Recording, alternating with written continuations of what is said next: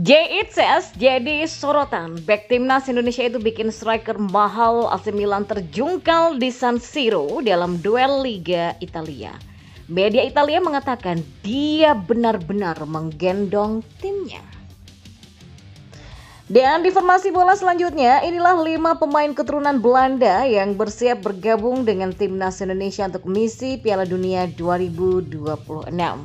Dan yang terakhir, timnas Indonesia mengevaluasi 2 laga awal kualifikasi Piala Dunia 2026 demi menggila melawan Bahrain dan China. Simak selengkapnya di Kamus Bola bersama saya untuk Anda.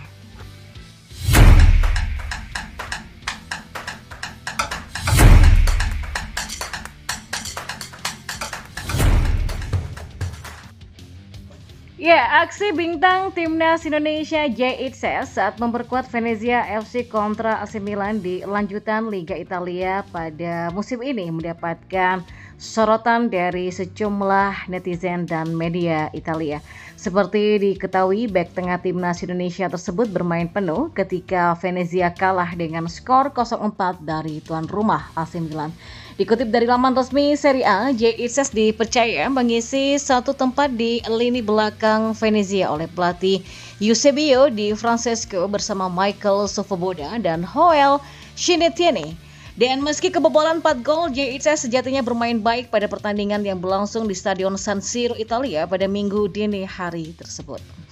Laman Fotmob.com mencatat It says menjadi bek dengan penampilan paling apik dari Venezia ketika melawan Milan dengan 7 kali aksi bertahan. Selain itu, dia juga mencatatkan 1 kali tackle sukses, 2 kali memulihkan penguasaan bola timnya, dan 5 kali melakukan haluan. Tidak hanya itu saja, It says juga menjadi sorotan netizen karena mampu membuat striker mahal AC Milan Alvaro Morata tersungkur jatuh ketika berduel. Dalam postingan yang tersebar di media sosial, terlihat jika It says berhasil melakukan body charge kepada Alvaro Morata hingga membuat pemain asal Spanyol tersebut jatuh. Dan menariknya, wasit tidak menganggap hal ini sebagai pelanggaran dan Venezia FC terbebas dari hukuman penalti. Ya, sebagai informasi, Alvaro Morata merupakan salah satu rekrutan termahal AC Milan di musim panas ini. Melansir dari laman resmi klub, diketahui bahwa AC Milan harus merogoh kocek sampai 13 juta euro untuk mendatangkan Alvaro Morata dari Atletico Madrid.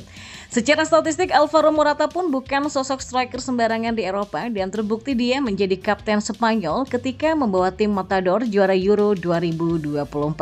Sementara itu, kekalahan dari AC Milan semalam membuat Venezia berada di peringkat terakhir klasemen sementara Serie A di musim ini dengan 1 poin dari 4 pertandingan. Sementara AC Milan bertengger di posisi ke-8 dengan 5 poin dari 4 laga dan dianggap tidak punya kesalahan. Pemain berdarah Belanda ini pun mendapatkan angka rapor paling tinggi di antara para pemain Venezia dari beberapa media Italia. Salah satu dari sedikit hal positif di tim Venezia, tulis 11-11 yang memberikan poin 5,5 kepada It says. Dia bertarung dan mencoba tidak didominasi oleh penyerang-penyerang AC Milan.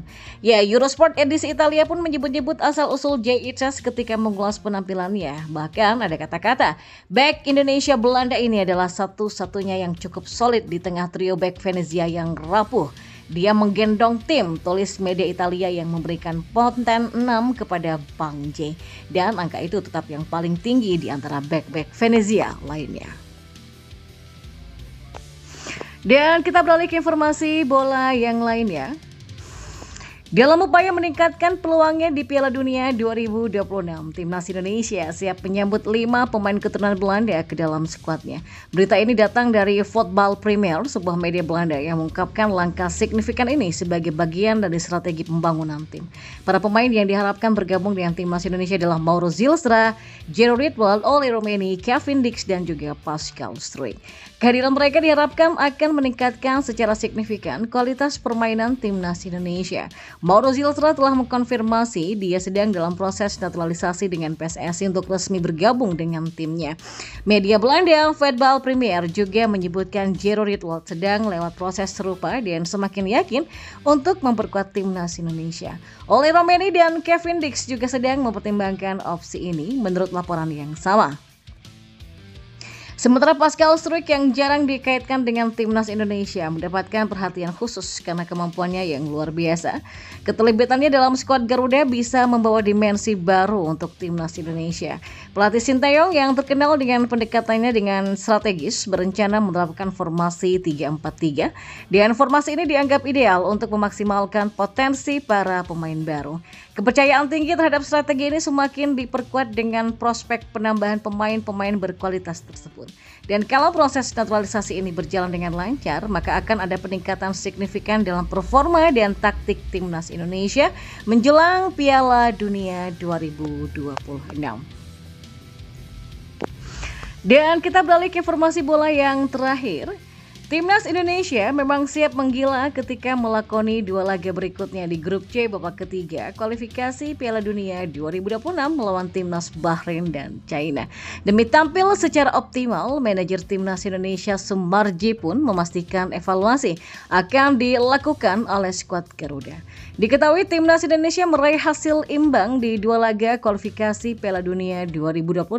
Hasil itu didapat ketika melawan timnas Arab Saudi dengan skor 1-1 dan Australia dengan skor 0-0. Sumarji menilai catatan tim asuhan Sinteyong dalam dua laga itu cukup positif, namun dia pastikan timnas Indonesia tetap akan melakukan sederet evaluasi agar lebih baik ke depannya. Ya, tentu ada evaluasi dari pelatih Sinteyong terkait hasil melawan Australia dan sebelumnya melawan Arab Saudi dengan skor 1-1 agar mendapatkan hasil positif pada laga selanjutnya, kata Sumarji. Ya, dengan torehan 2 poin dari 2 pertandingan awal ini memang akan membuat seluruh pemain semakin termotivasi meraih hasil yang terbaik, ujarnya lagi. Sumarji juga mengatakan jika performa timnas Indonesia harus meningkat, ia meyakini dalam waktu dekat dapat meraih hasil maksimal dalam ajang ini. Terpenting timnya jangan berpuas diri dengan performa saat ini. Selanjutnya, Pratama Arhan dan kolega akan memainkan dua laga tandang dalam lanjutan grup C babak ketiga kualifikasi Piala Dunia 2026 zona Asia. Laga ini saat mereka berhadapan dengan Bahrain pada 10 Oktober dan China pada 15 Oktober nanti. Ya, kita optimistis untuk pertandingan selanjutnya melawan Bahrain dan China. Timnas Indonesia mampu meraih poin, kata Sumarji. Kini, Timnas Indonesia menduduki posisi keempat klasemen sementara grup C dan mereka totalnya telah mengemas 2 poin.